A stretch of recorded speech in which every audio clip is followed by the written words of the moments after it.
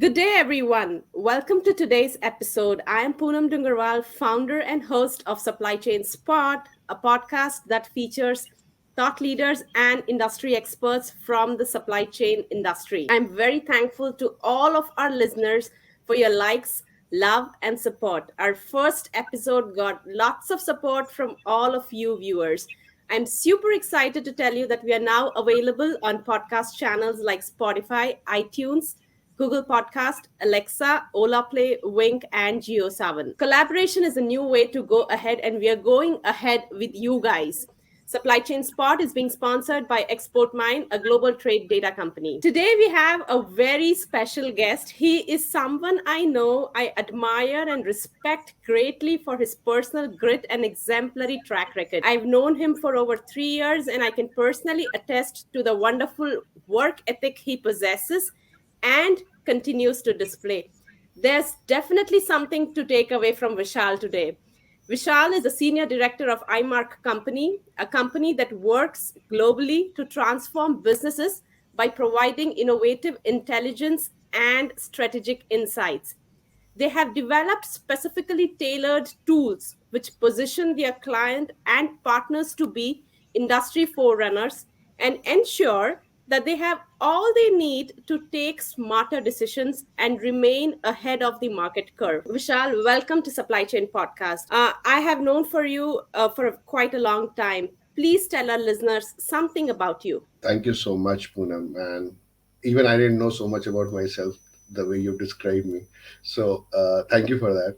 And if I say I'm basically an MBA from the Faculty of Management Studies, University of Delhi, and I've been a part of IMARC for about 10 years. I was in sales before this, handling sales for a company called Diversey across India, and that is when I used to actually come across a lot of customers who would, being in sales, would face a lot of supply chain disruptions, transporter strike.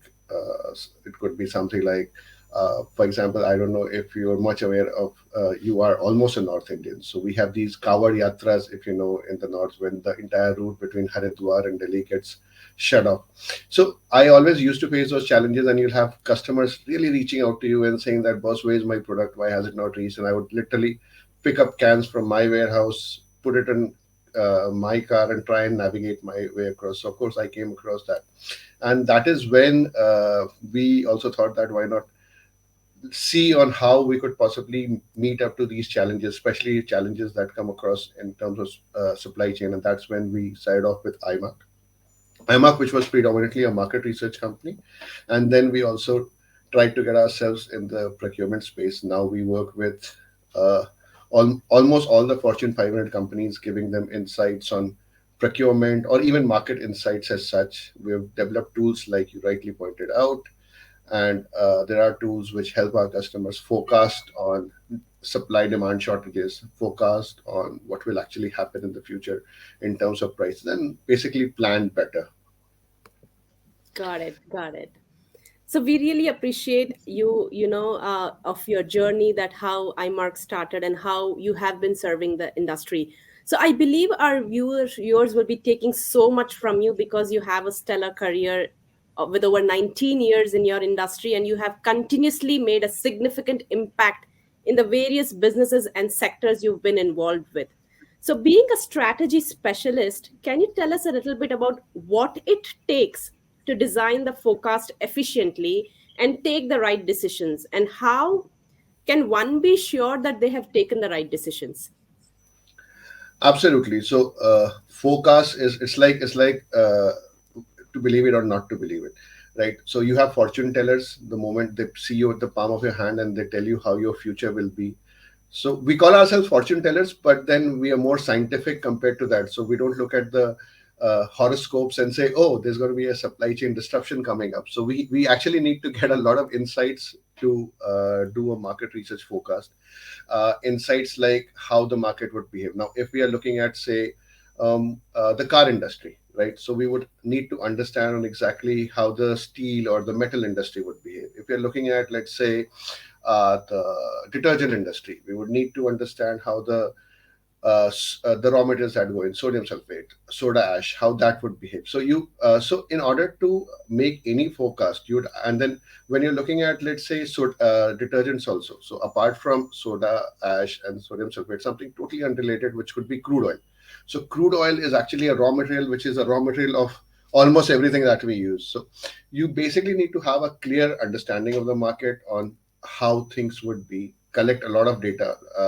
You, Poonam, for example, Mm-hmm. one of the key sponsors of this program is Export Mind, right? So Export Correct. Mind would also give out a lot of data in terms of what has been happening historically. So we would look at all those historical data in terms of all the raw materials, all the key ingredients, everything that's coming in. There are very simple tools, statistical tools that we use. It could be a straight line forecast, or we could do a moving average forecast, or we could do a linear regression or a simple regression in order to come at a forecast on how the prices will move forward. But these always need to be also corrected manually. So we could possibly say that, okay, the market has been moving at 5%, the demand has been going up by 5% year on year. But all of a sudden, we see that, okay, there is going to be a new application that will be developed in the market, or there's a new technology that is coming in, which could possibly, for example, when you had lithium batteries come up, right? So nobody knew 10 years ago, or possibly 15 years ago, that we will have a spurt of electric cars, electric scooters coming in 2020 in India, or 2021 in India. So if you do a straight line forecast, it would be moving at a 5%, but all of a sudden you have these new electric vehicles coming up, and the demand would have gone up by 500%. So you need to correct those statistical forecasts also manually to see different things that will happen in the market. And even if it's a supply demand, possibly something like you had COVID, right? You have the China policies which keep coming in towards the end of the year every time when all plants are shut down. We saw increase in steel prices a couple of months back. It's stabilizing now, but that was because the world's largest steel producer had shut down plants. So these are things which will not come in mathematically. Mathematically, you will actually need to collect a lot of information from the market and correct it manually. Got it. Got it. I mean, thanks for that. So, I mean, you have rightly said that, a lot of times the implementation of technology keeps on changing, and we have to make ourselves go ahead and equip ourselves to the demands that's there in the supply, in the Right. industry, not exactly supply chain, but in the industry. Right. So oftentimes companies that are already established may have more advanced tools, like you said.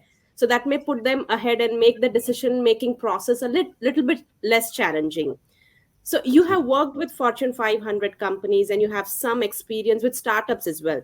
So can you understand the differences in the decision making processes across larger organizations and smaller organizations? And what smaller companies can do that will enable them to make better decisions when it comes to areas like supply chain management? Right. So, being a smaller company, you have advantages and as well as disadvantages. And being a larger company, again, there are advantages and disadvantages. So, if you're a larger company, there are multiple tools available. Larger Mhm. companies can afford people like us to come in and give them insights, or they have deep pockets to really go in for a lot of data. Now, and for a smaller company, obviously, those things are not available, but they are flexible. They have that flexibility always with them. A larger company would be very particular that this is the specification that we have to go with.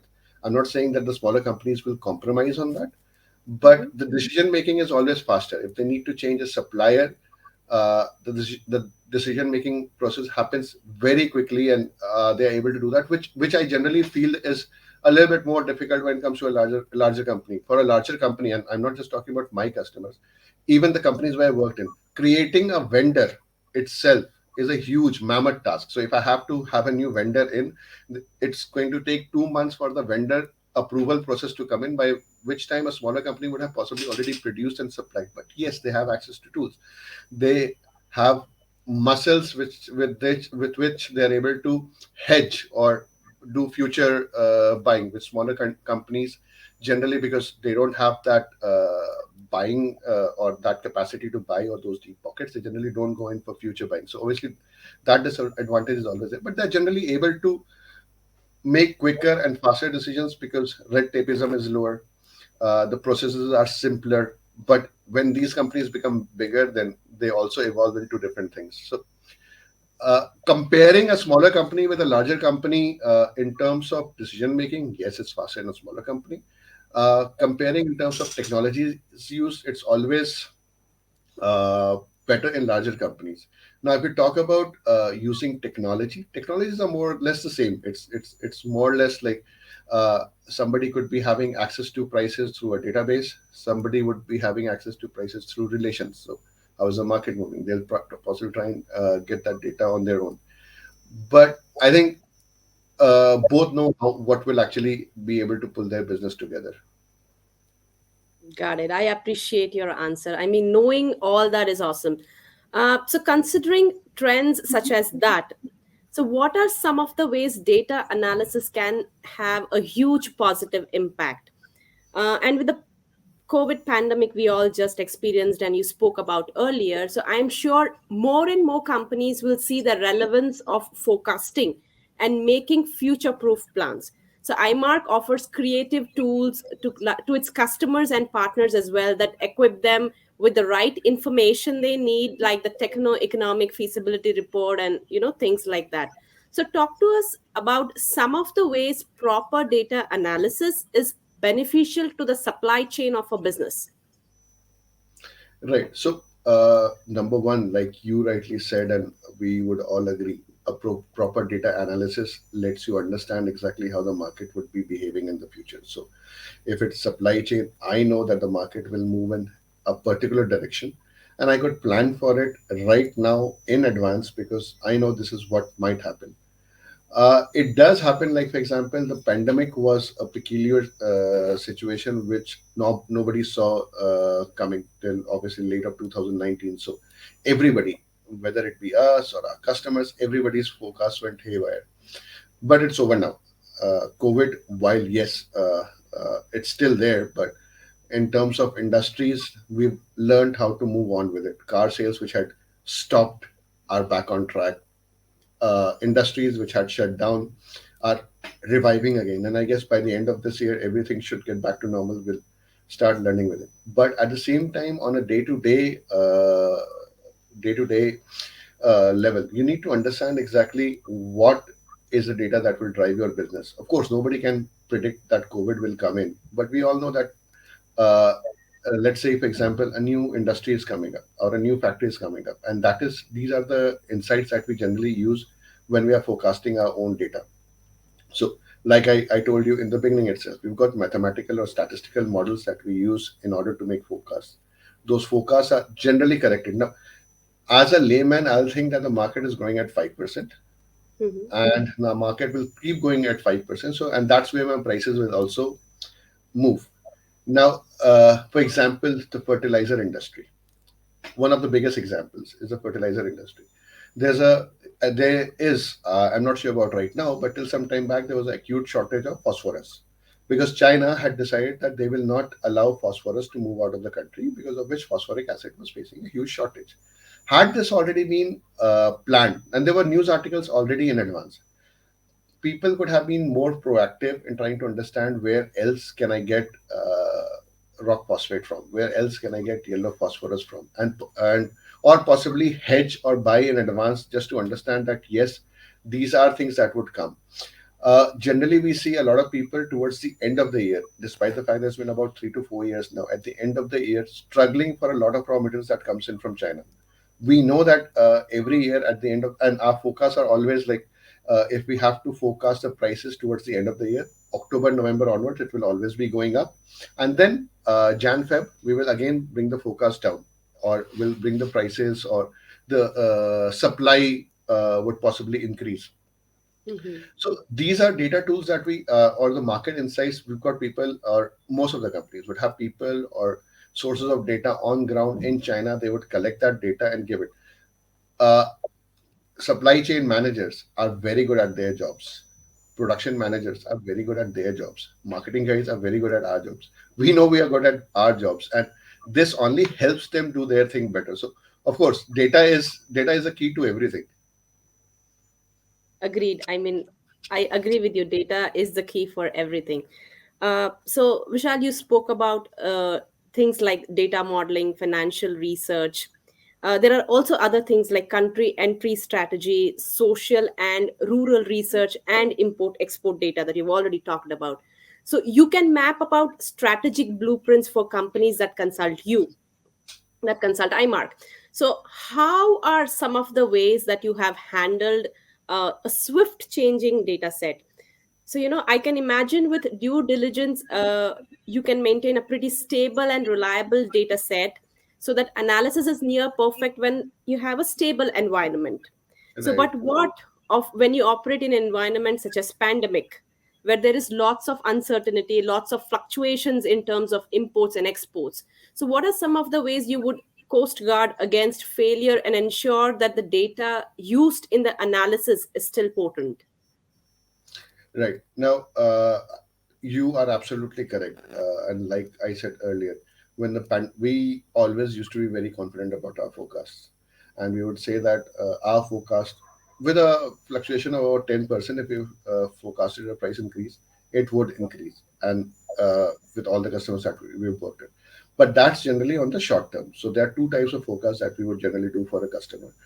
One, which is a short-term forecast, which would span to quarter on quarter for, let's say, the next 2 years. And the other, which a lot of customers demand, is a forecast which would be till 2030, right?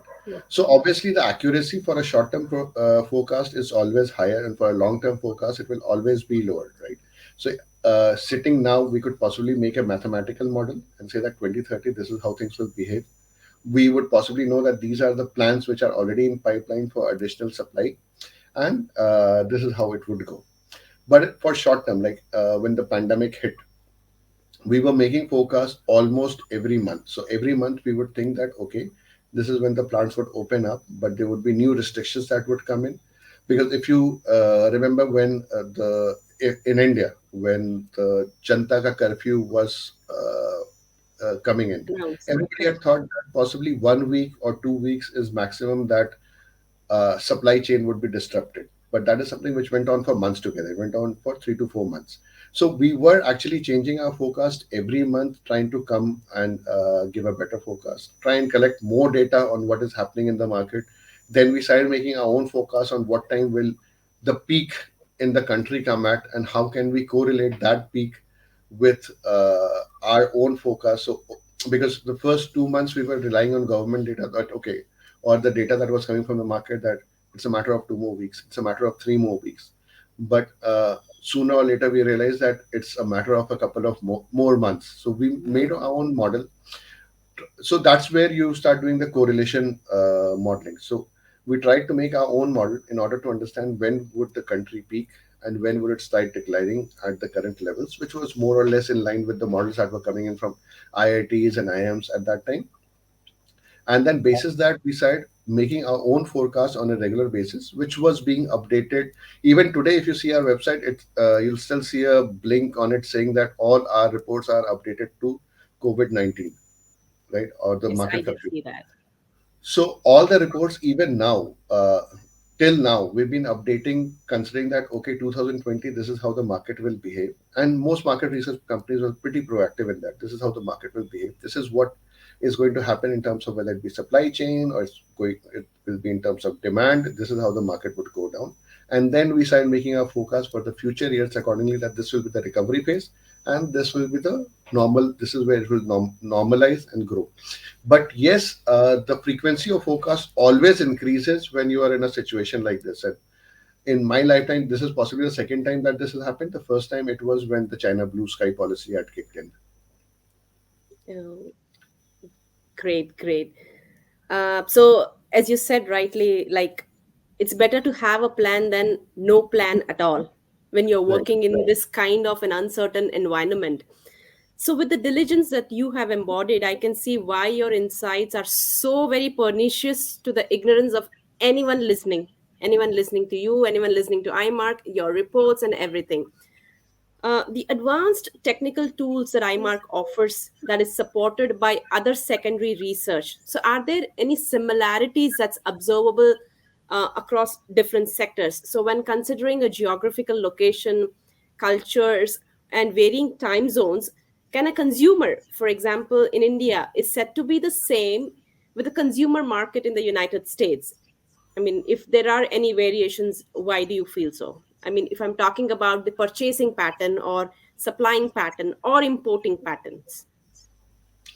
Right. So it's actually if we talk about purchase managers, when we're talking about buyers, Hmm. buyers mostly think alike. So whether it be a buyer in India or whether it be a buyer in the Western world, their thought process would be more or less similar.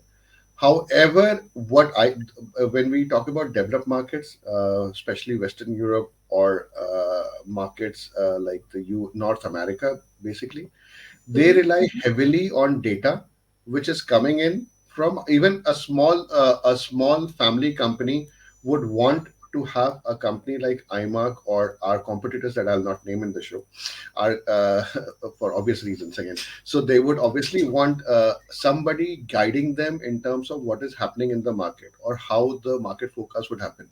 When we sell reports now, each our reports are not cheap. Our reports start at about 2 lakh rupees in terms of Indian rupees, but we see people with gmail.com email IDs, people who've not even developed their websites, and these are procurement managers again, or people in the supply chain, buying our reports, asking us questions that will it help me because I'm a buyer. And it's a very so one company that we are right now dealing with is a Scandinavian company which makes industrial detergents. A very small company, a company in terms of turnover smaller than us, right? And they make these detergents which are only used for car washing. So you've got those automated car washes, so that is where they supply those detergents. And they are right now working with us in terms of deciding a pricing strategy, the strategy for their raw materials which they would be procuring from China and different places. We are helping them identify vendors, and at the same time, we are also helping them identify exactly so supply on in terms of supply, how the raw material would come in, what would be the taxes, and how they would be able to save money compared to the local surfactants that they've been buying currently. So we're working on an entire plan for them.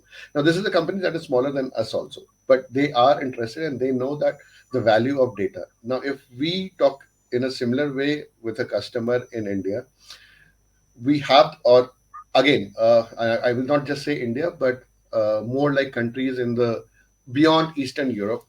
The first thing that comes in, why should I have to pay this? This is available on Google. Why should I actually have to pay for this data? But the fact is that we know what data is correct for you, or this is what we do in an hour. Even when I sleep and the customer gives me a problem, I start dreaming of solutions or that happens with most of my team members also. We start dreaming of solutions on what should we giving. So, in terms of using data to the best of their benefits, the Western world is way, way, way more evolved than us, and it's the same with Japan also, the developed countries. I think we still have a long way to go how to realize the Absolutely. importance of data. Absolutely rightly said. I mean, right now we are still in a stage where we are still using the limited sources to analyze the market and go with the strategy without having realized that how big companies work. So even if they are at a very startup stage, seed stage, they still value data, Right. and that's what we need to start implementing in India, because I feel India is a great market for any of the products and or any of the services, with the number of companies that have evolved in India. So it's a high time that they realize that the data driven decisions are really really important to any company, Right. right? That's So the actually information. that's actually the irony. Sorry to cut you there. That's actually the irony, because talk about any company, KPMG, McKinsey, iMark, or even our competitors. Uh, the people who are analyzing the data, I can bet 80% of them are based in India, in Gurgaon, in Bangalore, in Mumbai, in Mhm. Chennai. But even for us, about 80 to 90% of our revenue comes in the form of dollars from the US or Europe. It's very rare, apart from one or two customers in India, it's very rare that an Indian company would actually, or it's very difficult for an Indian company to actually make them realize that, okay, this is important for me. I think yes, because the way the traditional businesses have flourished in the past. So they have thought that, just because of analyzing with the limited sources, they can go ahead, which is not the new industry that they would be actually evolving in. Right. That's my perception. So you've talked about the products and services provided by imark, covering major technological, scientific, and economic developments in the industrial, pharmaceuticals, and high technology organizations. And in serving these industries, there's obviously a myriad number of factors to consider.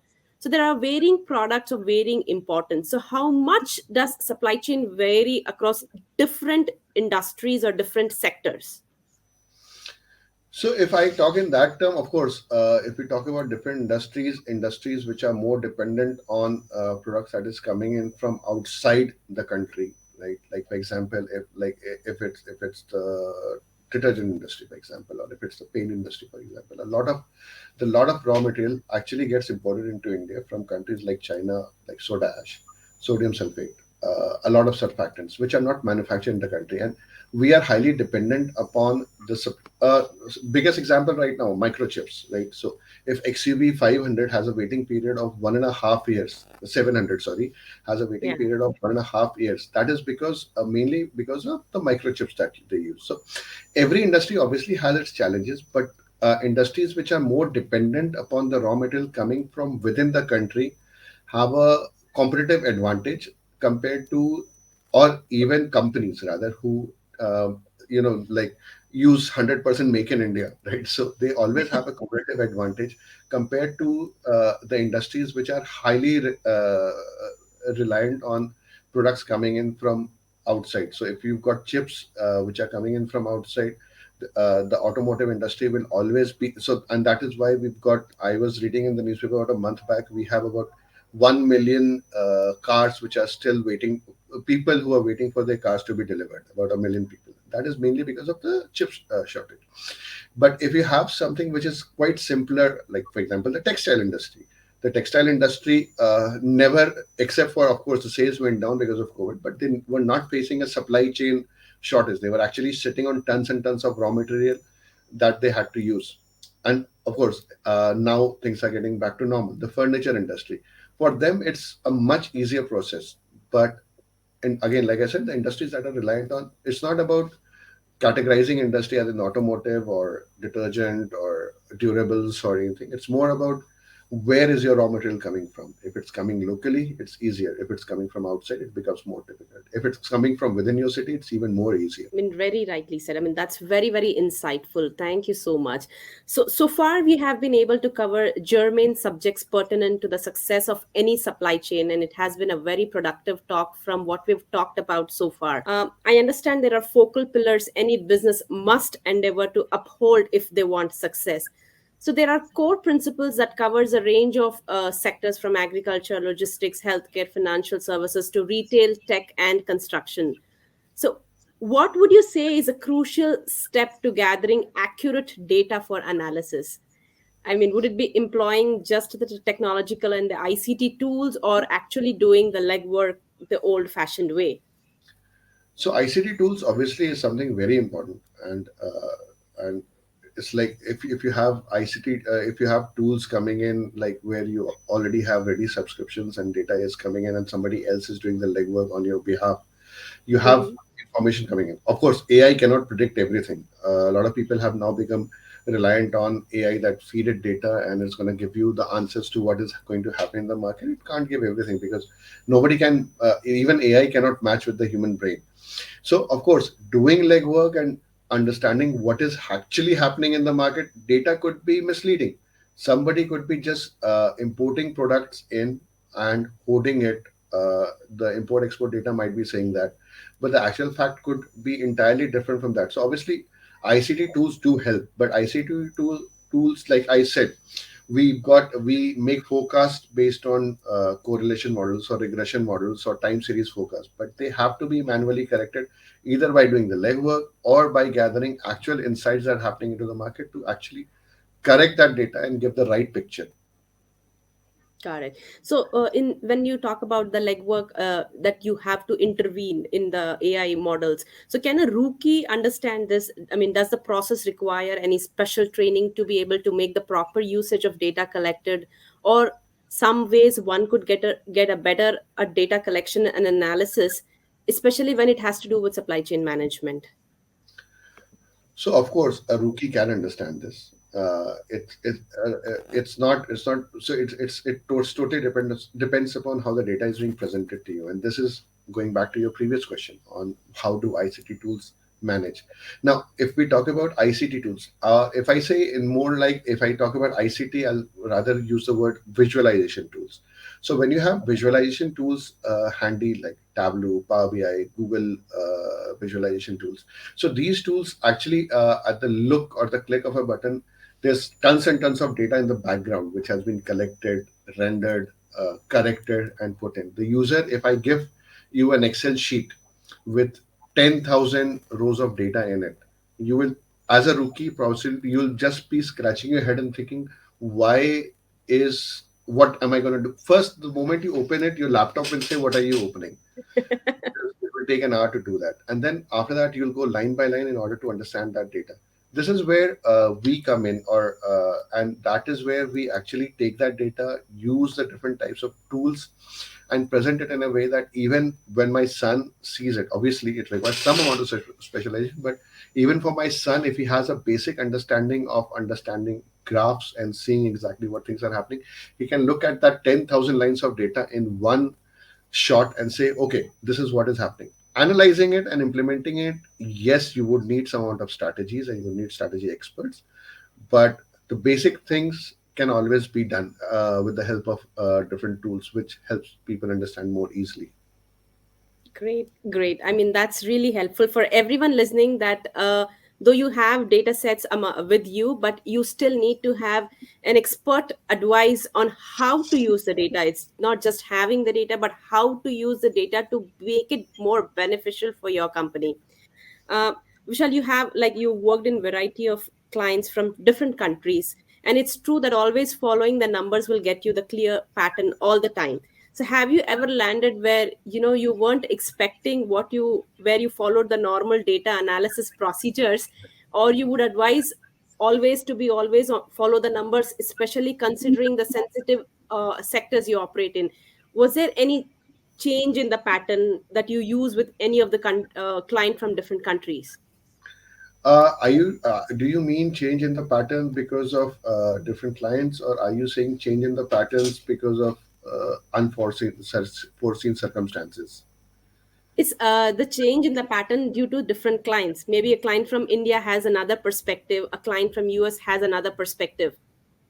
Or sometimes you have a standard procedure through which you make the analysis, but all of a sudden you come up in a situation where okay, the requirement is so different that you have to make a special analysis for that particular data set. So obviously that's something. It's not. I would not say just by company to company or country to country. It actually varies a person to person as well. Somebody would want to see just one set of data coming in. So for that purpose, we already try, or most market research companies again already try and uh, put it into different slices and cuts. So whatever suits you the best, you can have a look at that. Like for example, we are in the process of developing a portal called Procurement Resource, right? And that portal has, so in that portal we've actually put in a lot of slices based on the feedback that we received from European customers and Indian customers. When we talk about European or American customers, they would want to see much more insights on what is coming in, since they have already had experience in using this kind of data in the past. And I'm talking about customers even from the smaller sections, right? So if I'm talking about a Unilever, possibly Unilever India would be more critical on the data and they would want to see more cuts and get more explanations on it. But if I'm talking about a mid-sized or a small-sized organization, since the exposure has been enough to that kind of data, like for example, the example that I told you. Now, this customer, again, which is smaller than us, keeps coming back to us and tells us exactly what they want in terms of data. For Indian customer, it's a lot of times it's easier to work with the smaller ones because for them it's the first experience. They've not had that kind of, and they tell us, okay, you tell me how should I use this data. So those who have already taken it, then we go back to then tell them that, sir, this is, or ma'am, this is where we are forecasting, this is where the market is expected to move, this is what will happen with the market. And we think that you should already start planning your imports right now, because we expect that around this time there's going to be a shutdown in the factories and your prices will go up, right? Those questions don't need to be answered to people over there. Let's just say, okay, I see this, is this, and they come back and say, have you given a forecast because China is going to increase electricity prices? And we say, yes, that is the reason. Okay, cool. So, but yeah, explanations for they are clear on what they're getting, and in case if they don't see a cut, they know that this is. But then that is mainly because they've already evolved. They have been seeing this for a long time. It's more like developed markets, and we are still developing to that era. Correct, correct. Uh, so you've done like a lot of research in the other areas of supply chain. So did you do something in terms of social research? I mean, if you could tell us about how does socio and socio-political climate of a region affect the ability of a company to carry out business, and what are the ways proper data collection and analysis can help in circumventing these challenges? So obviously, if you talk about socio-economic conditions, it has a huge impact on countries. We've been doing a lot of work, especially in the Latin American region, in terms of trying to understand the market and set up a team over there as well, who would be able to help us get better insights from the market and help our North American customers because of the time zone as well. Now, we all know that Venezuela has a lot of sanctions on it, the economic sanctions, and despite the fact that it produces a lot of fuel, crude oil, nobody buys from them, and and still there are hardly anyone who buys from them. It's always difficult to do business with them. So the kind of economics that the country is in, the kind of political environment that is there, there will always be impacts in terms of supply chain movement. There'll always, you cannot export directly. Even when we were setting up a normal bank account, we had to give a declaration that, okay, Venezuela, Iran, and Syria, and these are the companies that we will not do business with. These are the companies that we will not be supplying to. So in those cases, you always need to have a third country. For example, India, Pakistan, right? There are a lot of industries in Pakistan which are highly reliant on countries on the situation on suppliers from India, uh, and vice versa. The same thing is with companies in India, because we also buy a lot of stuff from Pakistan. But because of the political thing that's been going on ever since we became independent, the country that gains out of it is Dubai. So companies then work out a strategy, look for a third neutral country from where both of them can trade together, and they will start using that. But it does not have a major impact on data, because data still remains the same. Our data would be designed in a way that where we will actually have to see the first country from where the source is coming in. You would have a trading partner in between, which would possibly be Dubai in this case. But uh, the data still remains the same, because we know, because they also know how to source the material, and we also help the customers that, okay, this is possibly one way that you can go around with it. Got it. So I truly appreciate Vishal. Thank you for taking out the time to sit with us and discuss these issues. They have been incredibly insightful, and I hope to have you back on the podcast again sometime in the future. And guys, all our listeners, you can reach out to Vishal and check out their website and what they do at iMark. And the company's website is www.imarkgroup.com. You can check him out personally on LinkedIn and Facebook and Twitter. The links are going to be attached below. Vishal, do you have any final words for our listeners who are listening? No, it was actually an awesome experience to be here on the podcast. And of course, thank you so much, Poonam, for having me here. You are a wonderful orator, and it was amazing. Thank you so much. You're And very welcome. Were you and like saying you something? said, if anyone ever wants to reach out to me, it's Vishal Ranjan. It's very simple to find on LinkedIn. Exactly. We're going to have all the links where you can easily reach out to Vishal. We're going to be putting that below our podcast, and you can check out that. Next week, we have another very special guest coming on our show with so much information on supply chain and logistics. We will have a giveaway for our listeners who would be with us for the whole month. We have a supply chain spot mug awaiting to be dispatched. Please stay tuned, stay connected, and you can win a supply chain spot mug. Until then, take care, stay safe. Jai Hind.